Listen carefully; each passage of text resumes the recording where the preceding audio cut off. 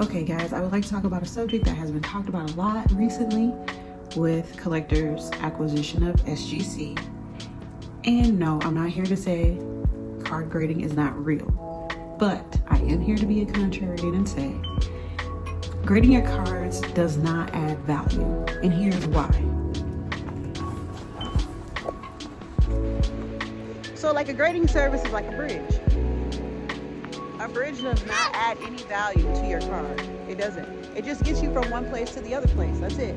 That's all a bridge is. It does not add any value to your card. Just like grading services don't add any value to your cards. Your card is your card. We can all tell a rusty automobile. I don't need anybody to tell me, hey, that car is rusty. You really should not buy that for top dollar. I don't need anyone to tell me. So do I agree that this is better to handle than this or this? Absolutely. Absolutely.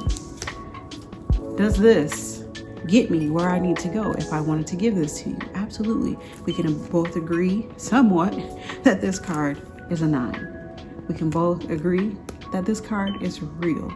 We can both agree that I haven't done anything to this card that you wouldn't be okay with.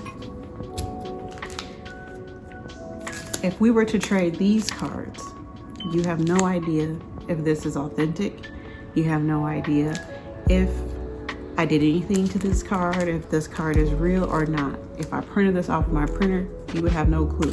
Unless we use this bridge to close the gap between you being able to trust me, you will trust this company, which I absolutely have no problem with agreeing with you there.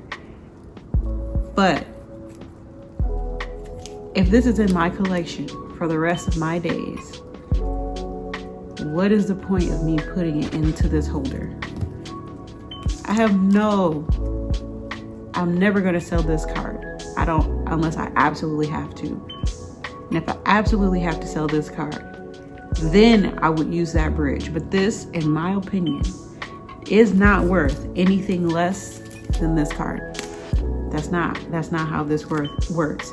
And if anything, this card, in my opinion, is worth more than this card, and it's not in a holder.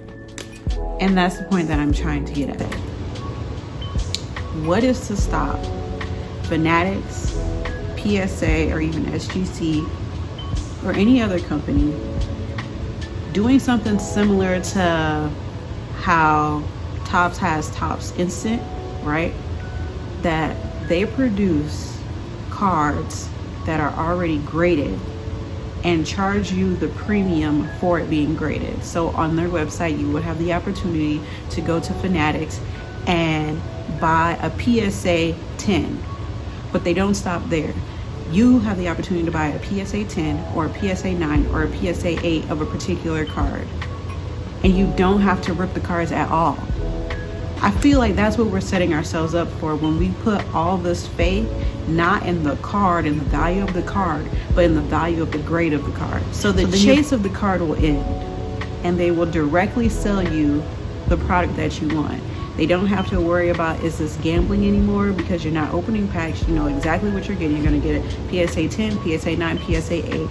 Those are your options. And once they're gone, maybe they're gone, or maybe that they can continue for forever to print in-house, put them in a holder until eternity, till people don't want it anymore.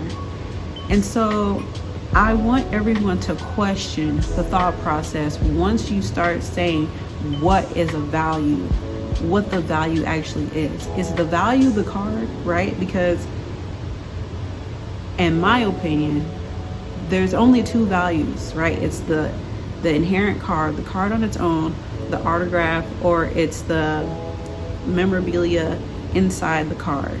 That's it.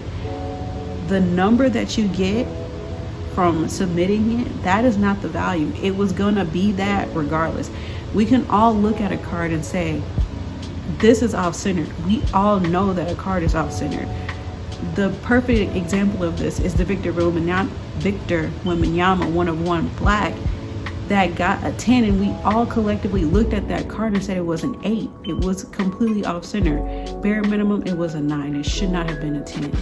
So when we consider some of these things and some of our values, and I like to call them philosophies, consider some of your collecting philosophies and how we are ushering ourselves into a hobby that we may not recognize anymore and that we may not want to be a part of.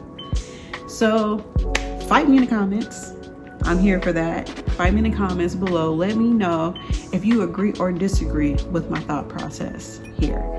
And how would you feel if we all just skip card hunting all in its entirety and we just go to Panini or we go to Fanatics and we can just buy PSA 10 or SGC 10 or CGC. We can just buy these cards already in a holder for a 10, a 9, or an 8, and we trade that way. So if you are a fan of sports memorabilia, sports cards, and you're interested in those type of subjects, don't forget to like and follow.